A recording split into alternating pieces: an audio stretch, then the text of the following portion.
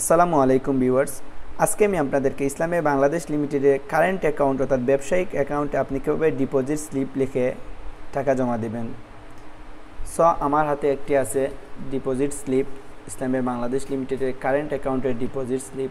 So deposit স্লিপের এই অংশগুলো আপনি ফিল আপ করে টাকা জমা দিবেন। এর উপরের অংশটি সাধারণত লিখতে হয় না, তো আপনি যদি বাসায় নিয়ে আসেন এটি, তো আপনি আপনার কোন শাখায় অ্যাকাউন্ট রয়েছে সে শাখার নাম এখানে লিখবেন এবং আপনার কারেন্ট অ্যাকাউন্টের যে নাম রয়েছে এখানে লিখবেন এবং কারেন্ট অ্যাকাউন্ট নাম্বারটা এই বক্সের মধ্যে লিখবেন।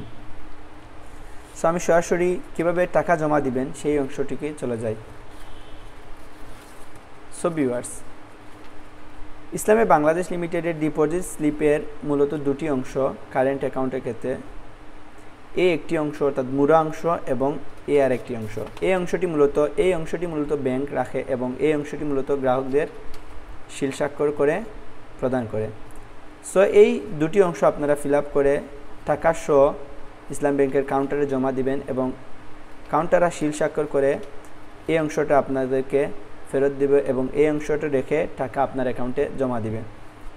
সো এই ডিপোজিট স্লিপটা আপনি কীভাবে ফিল আপ করবেন কারেন্ট অ্যাকাউন্টের, তা আমি A to Z দেখিয়ে দিচ্ছি। সো ভিউয়ার্স, এখন পর্যন্ত যারা আমার চ্যানেলটি সাবস্ক্রাইব করেনি তারা অবশ্যই সাবস্ক্রাইব করবেন এবং যারা অলরেডি সাবস্ক্রাইব করেছেন তাদেরকে thanks a lot. So viewers, কথা না বাড়িয়ে আজকের এই ভিডিওটি শুরু করি এবং কীভাবে এই ডিপোজিট স্লিপটি নির্ভুলভাবে ফিল আপ করে ইসলামী বাংলাদেশ লিমিটেড আপনি টাকা জমা দিবেন তা আমি দেখিয়ে দিচ্ছি।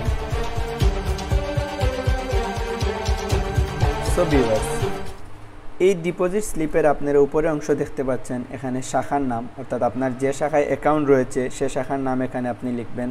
সো আমার কুলাউড়া শাখায় অ্যাকাউন্ট রয়েছে, সো আমি কুলাউড়া এখানে লিখব। আপনি চাইলে বাংলা ইংলিশ দুটোটাতেই লিখতে পারবেন। এখানে আবার শাখা রয়েছে, সো আমি এখানে শাখার নাম লিখব, কুলাউড়া শাখা। তারপর আপনারা দেখতে পাচ্ছেন এখানে চলতি হিসাব নং লেখা আছে, অর্থাৎ আপনার যে অ্যাকাউন্ট নাম্বার যেটা রয়েছে অর্থাৎ আপনার কারেন্ট অ্যাকাউন্টের অর্থাৎ আপনার ব্যবসায়ী যে অ্যাকাউন্ট রয়েছে এই অ্যাকাউন্টের যে অ্যাকাউন্ট নাম্বার রয়েছে এই অ্যাকাউন্ট নাম্বারগুলো এই বক্সের মধ্যে লিখবেন, দুপাশেই এই বক্সের মধ্যে আপনারা লিখবেন। সো আমি আমার কারেন্ট অ্যাকাউন্টের অ্যাকাউন্ট নাম্বারটা লিখে দিচ্ছি।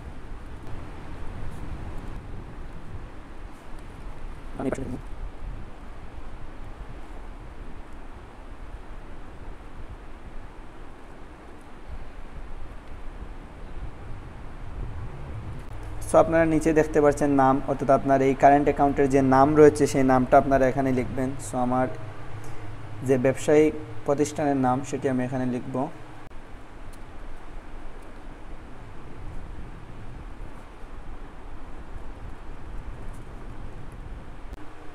তারপর আপনারা ওপাশে দেখতে পাচ্ছেন তারিখ এবং এখানে নিচে দেখতে পাচ্ছেন তারিখ। আপনার যে তারিখে টাকাটা জমা দিবেন সেই তারিখটা এখানে উল্লেখ করবেন।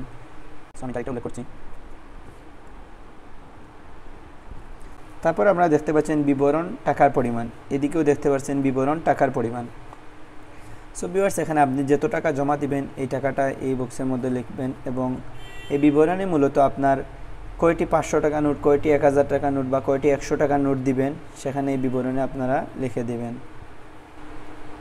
সো আমি 20,000 টাকা জমা দিচ্ছি, সো 20,000 টাকা লিখব।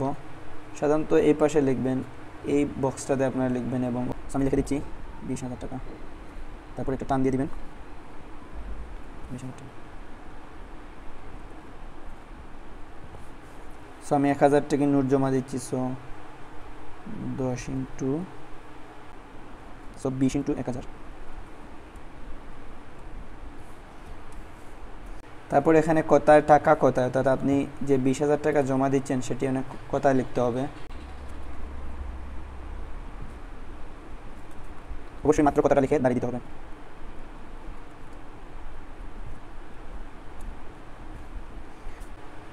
তারপর ভিউয়ার্স, সবচেয়ে গুরুত্বপূর্ণ একটি অংশ হচ্ছে এখানে ফোন নাম্বার এবং জমাকারীর স্বাক্ষর। আপনি যদি নিজে জমা দেন তাহলে আপনার স্বাক্ষর, অন্য কেউ জমা দিলে ওনারও স্বাক্ষর এখানে দিতে হবে। তারপর ফোন নাম্বার, এই ফোন নাম্বারটা আপনি আপনার ফোনে যে নাম্বারটি আছে সেই নাম্বারটা দিবেন, কারণ টাকা জমা হওয়ার সাথে সাথে আপনার ফোনে মেসেজ চলে যাবে। সো এই দুটি অংশ অনেক গুরুত্বপূর্ণ। সো আমি নিজে জমা দিচ্ছি, সো এবং আমার ফোন নাম্বারটা আমি এখানে দিয়ে দিচ্ছি। সো কমপ্লিট হয়ে গেল কারেন্ট অ্যাকাউন্টের একটি ডিপোজিট স্লিপ।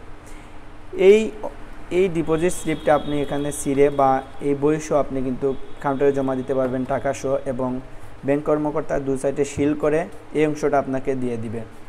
সো আমি একটু ক্যামেরার সামনে নিয়ে আসছি।